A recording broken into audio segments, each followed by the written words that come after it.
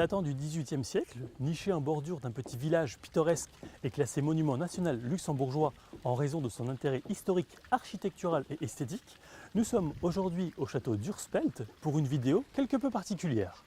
Quelques mots sur ce lieu tout d'abord. En 1862, Armand Bouvier deviendra le seigneur du domaine et va y accomplir de grands travaux de rénovation, s'attardant particulièrement sur les jardins, avec notamment une allée bordée d'ormes, ce qui est assez rare dans la région.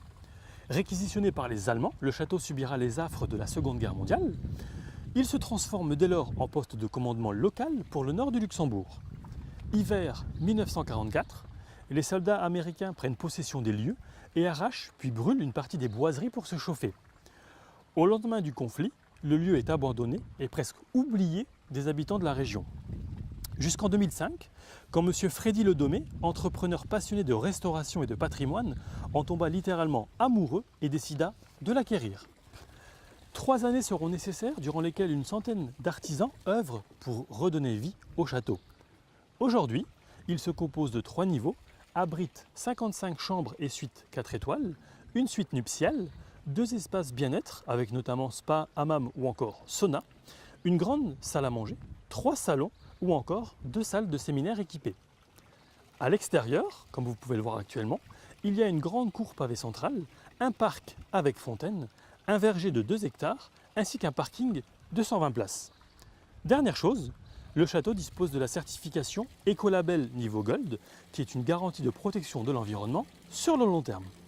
Tescar est une aventure démarrée concrètement en janvier 2012 avec un site internet, même si j'essayais des voitures déjà bien avant. De fil en aiguille, ça s'est développé tranquillement. TV locale, magazine, applications pour mobile et tablette. C'est beaucoup de travail, mais j'adore ça. Aujourd'hui, j'aimerais adresser un petit mot aux personnes qui m'ont permis d'en arriver là. Là, c'est le cap du million de vues sur YouTube. Au départ, je n'y pensais absolument pas. L'objectif étant et est toujours de partager une passion avec vous.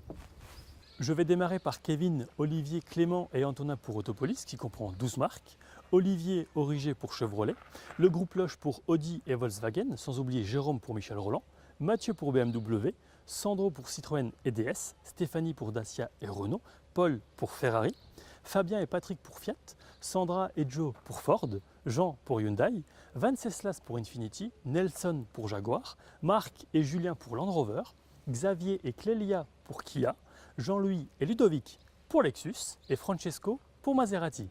Avec Pierre-Marie et Christophe chez Mercedes pour qui j'ai une pensée particulière aujourd'hui. Enfin, je termine avec Caroline pour Mitsubishi, Florian, Christophe et Marie-Louise pour Nissan, Michel pour Opel, Jacques et Aurélie pour Peugeot, Arnaud pour Seat, Carlo pour Smart, Las et Bastien pour Tesla, Olivier pour Toyota, Marc et Hélène pour Volvo, en espérant n'avoir oublié personne. C'est donc grâce à ces hommes et ces femmes. Je pense également à Seb et Jeff du magazine Luxuriant.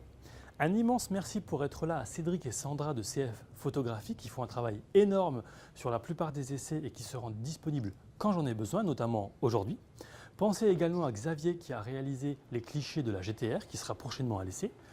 Je tiens également à remercier la personne qui est juste devant la caméra, Romain de Rive 54, qui sait à quel point je suis exigeant, lui dira chiant mais ne l'écoutez pas, et il est vrai que parfois je lui demande l'impossible.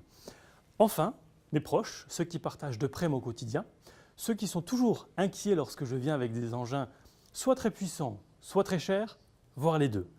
Après le cœur du sujet, terminons avec une voiture particulière. Puisqu'il s'agit d'une supercar, je voulais me faire plaisir et partager cela avec vous à cette occasion. Il s'agit d'une Mercedes McLaren SLR.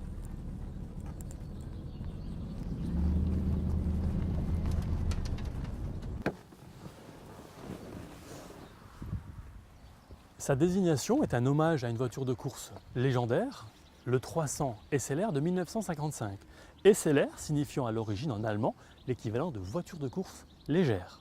Et il faut dire qu'avec à peine plus de 1700 kg sur la balance, c'est une franche réussite pour un véhicule de 2005. Les performances en témoignent et j'y viens dans un instant. La conception est très haut de gamme avec une structure en fibre de carbone, des suspensions en aluminium et disques de frein en céramique.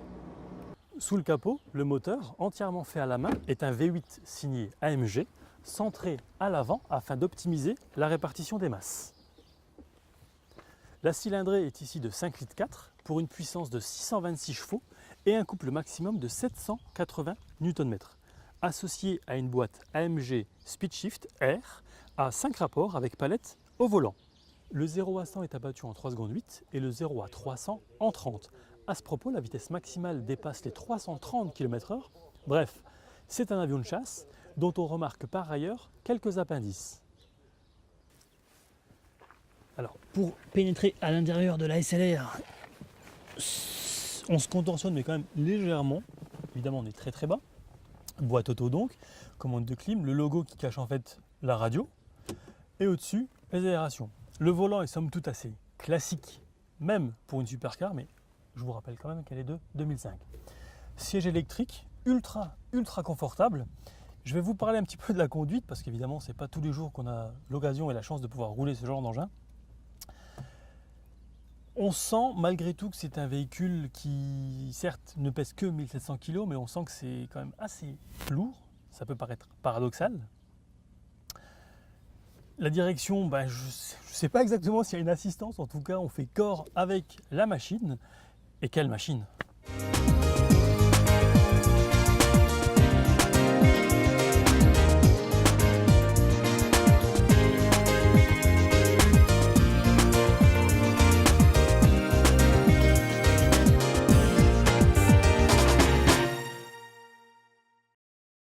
À l'occasion du million de vues sur YouTube, il y a également un concours. Pour participer, rien de plus simple, commentez la publication sur Facebook et vous pouvez remporter un parfum 1 million de Paco Rabanne en partenariat avec la parfumerie Colombine. Pour ce tournage, je tiens à remercier chaleureusement Elodie du château d'Urspelt pour son accueil vraiment exceptionnel, ainsi que Serge et Dino de Citycar pour leur confiance, parce que le bijou que vous voyez derrière moi est affiché à 350 000 €. Et j'espère que cela vous aura plu. Vous retrouverez les photos et l'article sur l'application Testcars pour mobile et tablette, sur le site web et bien entendu sur les différents réseaux sociaux. Je vous retrouve d'ici quelques jours pour un nouvel essai. À très vite!